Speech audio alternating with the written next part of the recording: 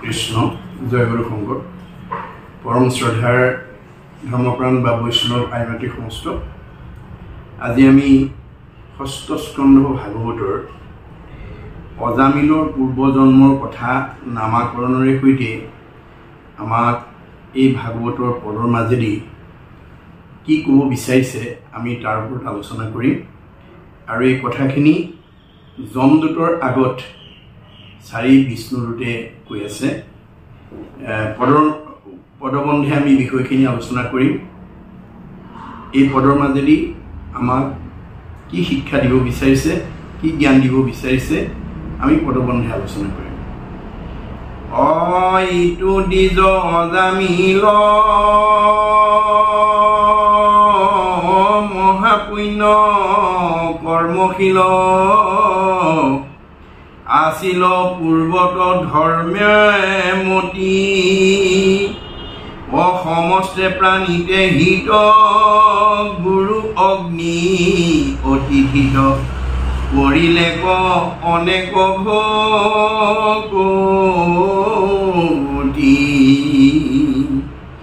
এই অজামিল যমদূতৰ আগত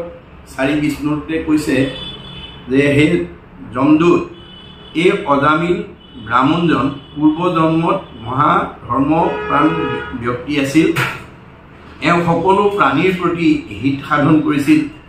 গুৰু অগ্নি সমস্ততে তেওঁ ভক্তি সাধন কৰিছিল সৰ্বগুণে অলংকৃত পৰম কৰুণাচিত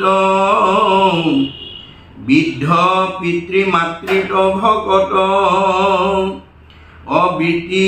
পাত নাহি আৰ নেৰিলে সদাচাৰ বেদ শাস্ত্ৰ সবাতো পাৰ্গত এওঁ সকলো সদ্গুণৰে অলংকৃত আছিল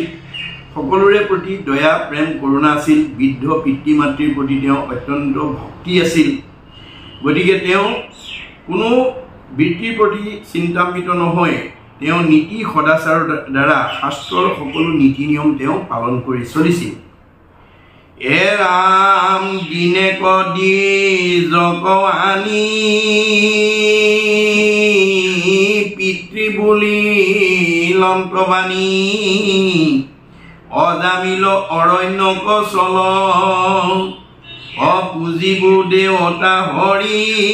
আনি দিব যত্ন কৰি যজ্ঞ কাষ্ঠ কুশ পুষ্প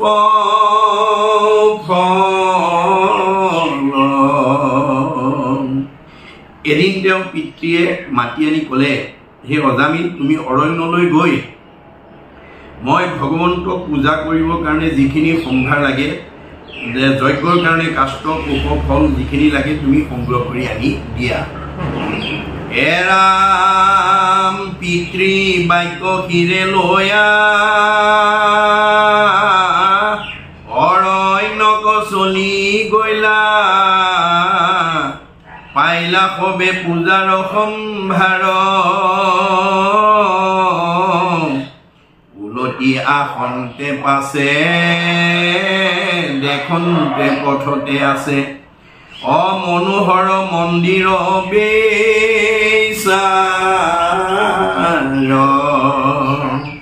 তেওঁ দেউতাকৰ ঈশ্বৰ সেৱা কৰাৰ যিখিনি সম্ভাৰ লাগে সকলো অৰণ্যৰ পৰা সংগ্ৰহ কৰি উলটি আহোঁতে তেওঁ বাটতে এজনী বেইছাৰ এটা সুন্দৰ মন্দিৰ দেখা পালে ৰামে চাইলা পাছে চকু মেলি পুৰুষেকে কৰে কেলি বেইছা সমন্বিতে মহাৰংগে মদ্যপানে হুয়া মত শৃংগাৰৰ ভাৰজত সুন্দৰী দৰসে ভ্ৰুৱ ভংগে যেতিয়া তেওঁ সেই মন্দিৰলৈ চকু ফুৰাই চালে ফুৰাৰ লগে তেওঁ দেখিবলৈ পালে এজন পুৰুষৰ লগত এজনী বেইছা নাৰীয়ে শৃংগাৰৰ যিমানবিলাক পদ্ধতি যিমানবিলাক নীতি অৱলম্বন কৰি তেওঁ সেই মদ্যপান কৰি থকা পুৰুষজনৰ লগত তেওঁ কেলি কৰি আছে এৰাম শিথিল কটিৰ বস্ত্ৰ পহাৰে কটাক্ষ অস্ত্ৰ হাকি গাঁৱৈ সুললিত গীত এ ৰমণী এৰিয়া বীৰা কটু কৰে কামে ক্ৰিয়া অসিতু পুৰুষৰ ৰঞ্জিত পৰিধান কৰা বস্ত্ৰ শিথিল কৰি পেলাইছিল আৰু নানান ধৰণৰ কটাক্ষ দৃষ্টিৰে সুললিত গীত গাই সেই বেইচা ৰমণীগৰাকীয়ে সেই মদ্যপান কৰি থকা পুৰুষজনক সৰ্বতো প্ৰকাৰে সন্তোষিত কৰিছিল অভুল ভূঞা কাম সুখে সিটো কামি নিৰসুখে এৰাম ভুল ভূঞা কাম সুখে সিটো কামি নিৰমুখে দেই ধৰি পুৰুষে চুম্বন অকুমকুমেলে পিত দুই বাহু মেলি মোহ হুই ঘনে ঘনে কৰে আলিংগন গতিকে সেই পুৰুষজনে কাম সুখত মত্ত হৈ সেই কামিনীৰ মুখত বাৰে বাৰে চুম্বন কৰিছিল আৰু সকলো তেওঁৰ কুমকুম লেপিত দুই বাহুত তেওঁ সাৱটি ধৰি ঘনে ঘনে আলিংগন কৰা পৰিলক্ষিত হৈছিল এৰাম দেখি দ্বিজ সচকিত কাম বানে জৰ্জৰিত এখনে মিলিল ভিন্ন ভাৱ পাহৰিলে নিজ কীত মহিলৰ মন নিশ্চিত এ মদনে কম্পিত সৰ্ব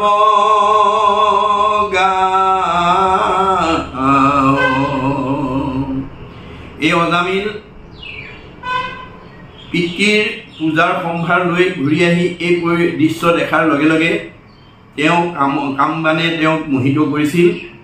আৰু সকলো দেউতাকে পূজাৰ সম্ভাৰ আনিবলৈ কোৱা কথা পাহৰি তেওঁ কি কৰিছিল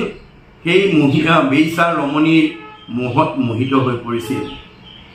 এৰাম কৰিলে অনেক যন্ত্ৰ উচ্চাৰিলে বেদ মন্ত্ৰ তথাপিতো থিৰ নুহি মন ধৰিলে মদন গ্ৰাহে কামানলে হৃদয়ে অভৈলাসীটো বিক্ৰ অচে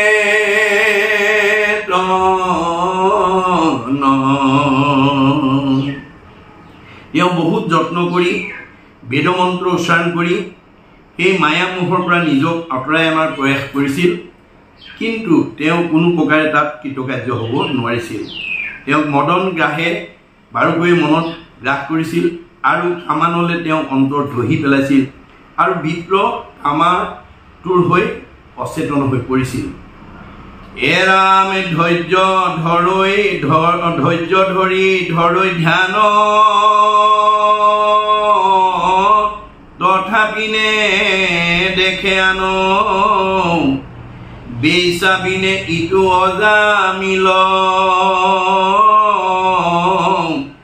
নিজ ধৰ্ম এৰি পাছে পিতৃবিত্ৰ যত আছে কবে দিয়া বেইচা কতো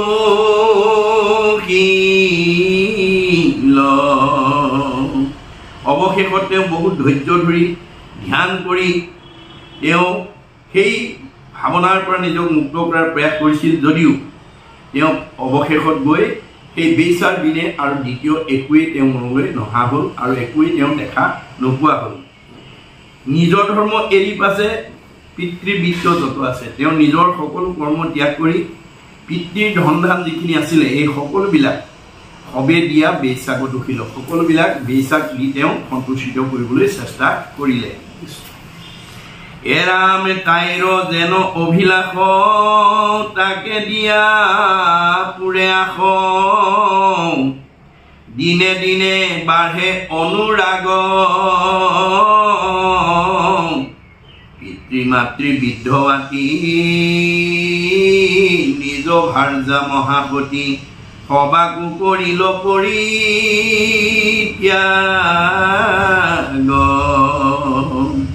অৱশেষত তাইৰ সেই অভিলাষ পূৰণ কৰিবৰ কাৰণে বিপ্ৰয়ে দিনে দিনে অনুৰাগ বাঢ়ি গৈছিল বাসনা কামনাবিলাক বাঢ়ি গৈছিল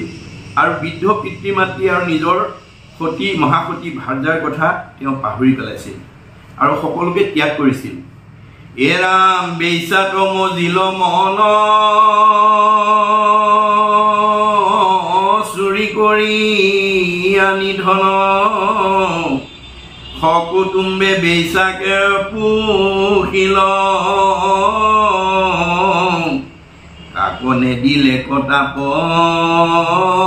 নকৰিলে কোনো পাপ দেৱ দ্বিজ সবাকো সহিল অৱশেষত অজামিলে সেই বেইছাৰ মন সন্তুষ্টিত কৰিবৰ কাৰণে চুৰ ডকাইত কৰি সকলো আপোনজনকো তেওঁ ঠগ প্ৰবঞ্চনা কৰি দেৱ দ্বিজ সকলোকে তেওঁ দুখ কষ্ট দি যিমান ধন সংগ্ৰহ কৰিছিল সকলো বেইছাৰ কৰ্মতে তেওঁ ব্যৱহাৰ কৰিবলৈ আৰম্ভ কৰিলে এৰাম জ্ঞাতি কুল কৰি চন্ন বেইছাৰ ভোজিলে অন্ন অপবিত্ৰ যেন মূত্ৰ মল যে পাপ প্ৰতিনিত নকৰিলে প্ৰায়শ্চিত্ত কৰো দণ্ড তাৰ পাওক